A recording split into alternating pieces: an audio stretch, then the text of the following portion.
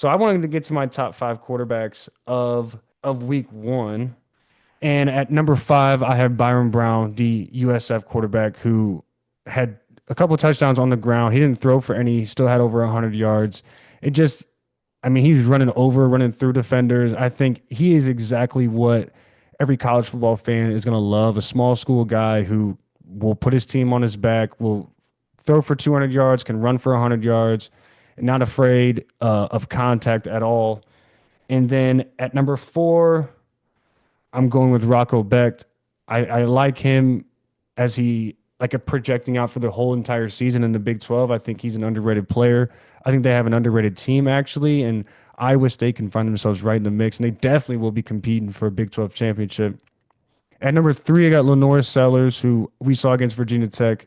Um, he didn't do that much in the air, but just his qualities physically and running the ball and being able to put the team on his back.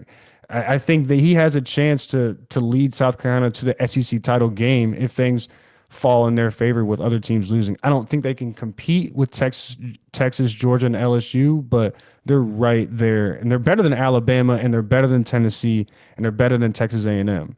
So I think they're a tier above those schools. At number two, Thomas Castellanos. Everybody saw what he did against Alabama, a dual threat guy, and you never know if Florida State catches fire and they do well in the ACC and we look up and they're 8-1, he's probably going to be the reason why, and he could very well end up, in that Heisman race at the end of the year. He'd be a great Cinderella story transferring from Boston College. And then number one, I have Garrett Nussmeier, who I just think looked like the most impressive QB during the weekend. Probably faced the biggest challenge other than like Julian Sayin and Arch Manning going against those two defenses. I would say that Nussmeier probably faced the biggest hurdle and looked the part as far as QB1 for this week. So that'll be my top five QBs of week one. Do you want to go ahead and share yours? Yeah, I will. Let me comment on just one thing because Yeah. what you shared as a list I thought was really good, but we have to think about quarterbacks in college. Like the best quarterback in college is not the best NFL prospect. I think you did Right. a good job of labeling that because the guy that will lead you to the most wins is a guy that's probably not going to be the most conventional thrower of the football or even a runner of the football if that's what it takes. So the best player in college certainly is more of a dual threat guy, I guess, or has that threat, but also has a chance to just be like, I'm the better player on the field. I'm going to make a play. My five, a little bit different than yours. I like Carson Beck at five.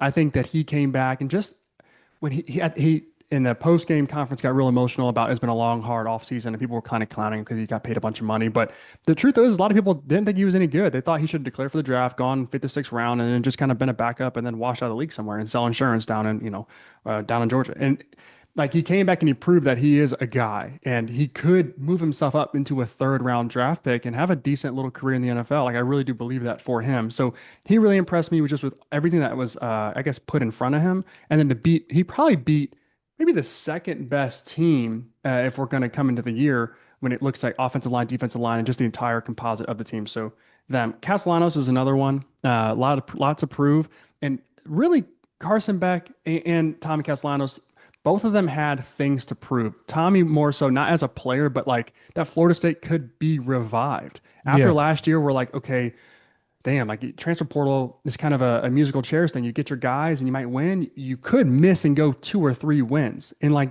just be a fluke of a year. So he's proving out to be that he might have to carry this team, which is okay because he can certainly do it. He's elusive enough and he's a lot of fun to watch.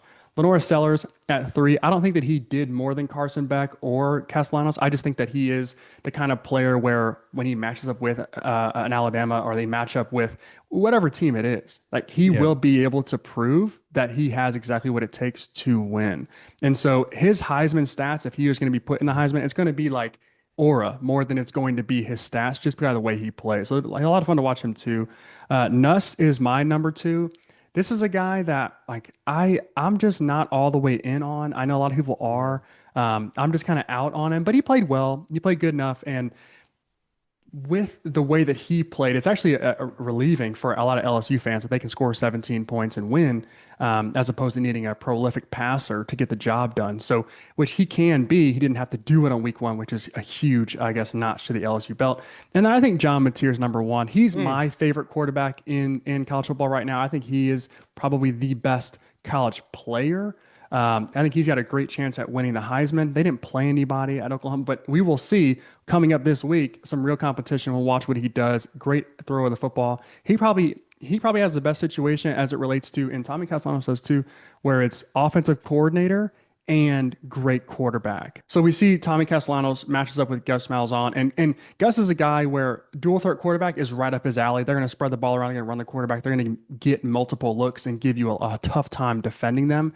And then John Mateer gets to keep his OC from Washington State. They come in and it looks like they never missed a beat playing an FCS opponent, which is fine. But again, we will see what they really do against a quality opponent in Michigan this week. Michigan.